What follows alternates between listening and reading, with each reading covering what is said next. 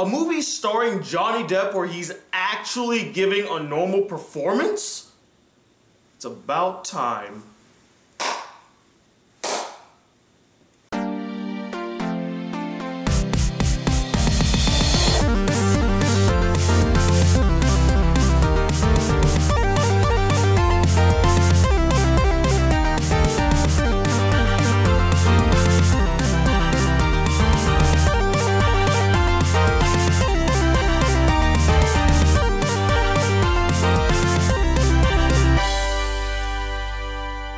Hey guys, the Black Critic Guy, finally back with some much needed movie reviews, and today I'm here to review the Johnny Depp film, Black Mass. So Black Mass is a standard gangster film that chronicles the life of notorious gangster James Whitey Bulger, his rise to power, his alliance with the FBI, feeding them information on the people that they're looking for, and in return they turn a blind eye to his activities, and of course, his eventual downfall. Now I for one was really looking forward to seeing Black Mass for one reason, and one reason alone: to see Johnny Depp give a normal, grounded, and solid performance in a film once again. Because lately, Johnny Depp has been typecast to play these really eccentric, goofy, bizarre, and over-the-top characters for the past 10 years, and the novelty of that has kind of run its course. We're sick and tired of seeing Johnny Depp play the same over-the-top, wacky characters. It's just not as interesting or as fun as it was when we first saw it back in 2003. We're kind of sick and tired of seeing him doing that. We just want to see him return to form, actually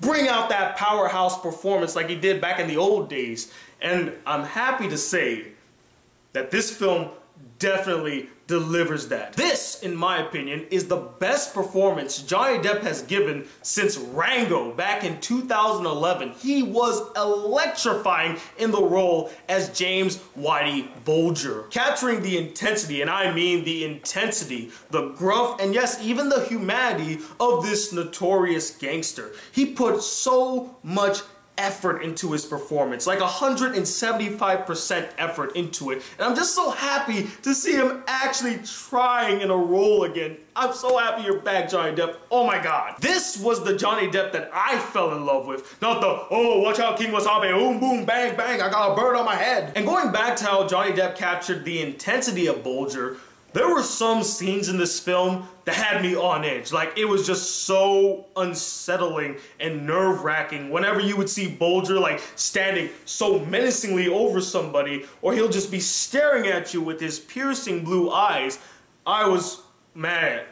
Goosebumps. But Johnny Depp's not the only good performance in the film. Joel Edgerton also gives a dynamic performance as the FBI agent Connolly, who assists Bulger and helps him out and makes him his informant. And I loved how he captured how this guy really looks up to Bulger. And yes, they do mention it in passing in the film as exposition for his character, but you see it play out throughout the entire film. This guy really looks up to Bulger. He admires him and he puts himself on the line for Bulger from time to time. It's almost like if he wasn't a part of the FBI, he would just work for Bulger. That's how much this person respected Bulger. And their relationship is the most interesting throughout the entire film and gets the most attention. The film's story, although pretty basic and at some points cliche, was solid and did keep my attention throughout, really tackling the whole ends do not justify the means and there are no honor among thieves. In fact, the best way I could describe this film's story, it's a lesser man's Departed. In fact, now that I think about it, I would not be surprised if The Departed was based off of the life of Eddie Bulger. In fact, there are so many parallels to this film and The Departed that I don't think it's a coincidence. And I thought the cinematography for the film was on point. But although I enjoyed the film, I do have a couple issues with it. The first problem, and this is kind of a biggie especially when you're doing a gangster film, they don't really do a good job at showcasing the criminal life of Whitey Bulger. Yes, they do talk about it and they do show some small scenes here and there, but you don't really get a full scope of just how big of an influence this guy was making. I mean shit, Whitey Bulger was responsible for introducing dope into Boston, yet they kind of coast over that. They don't even show how he brings the dope in or like how he distributes it, all that good stuff. And honestly, I never really felt like he was actually a big player, and that's because the film failed to show that. And yes, I know the main focus is the alliance between Whitey Bulger and the FBI, and in fact that is the most interesting part of the story, But in a gangster film, you at least need to show the criminal's activity and his rise to the top. In this film, I felt like they just scratched the surface of what Whitey Bulger actually did. And speaking of just scratching the surface, there are a couple of characters that are introduced in this film that weren't given the development that they needed, and some of their relationships were not fully defined.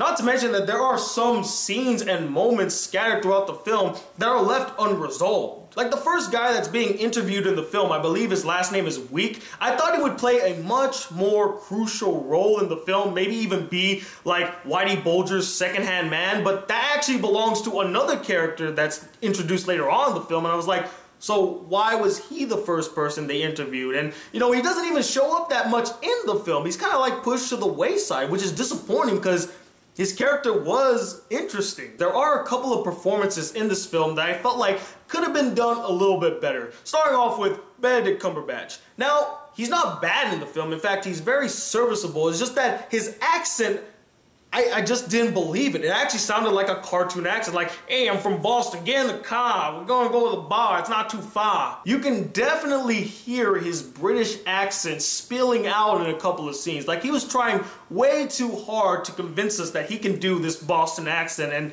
I didn't believe it. Dakota Johnson, aka Bella 2.0, is in the film for about 5 minutes, which honestly is kind of like a pointless cameo in my opinion. And although her performance wasn't anything terrible, it wasn't anything to really run home about either, and that could be attributed to the fact that she was only in the film for such a short amount of time. I mean, literally 5 minutes. But also because every dramatic scene with her, I never bought. It never really hit home for me. And that could be attributed to the fact that every single scene she's in, she's always smiling. Really, Johnson? This is supposed to be a really serious scene. Stop smirking. But overall, I enjoy Black Mass. It's a solid gangster film, and I'm just so happy that Johnny Depp is finally back to doing some serious roles, and I hope he continues to do more serious roles in the near future. It's a solid performance, and because of that, I'm going to give this film a 4 out of 5 stars. I think that it is definitely worth watching, especially if you're a fan of Johnny Depp. This is a performance you need to see by the guy. But anyway, what did you guys think of this film? Did you enjoy it? Did you get a kick out of Johnny Depp's performance? Or did you find it really dull and you don't like it when Johnny Depp plays serious roles? And let me know, what is your favorite serious performance from Johnny Depp?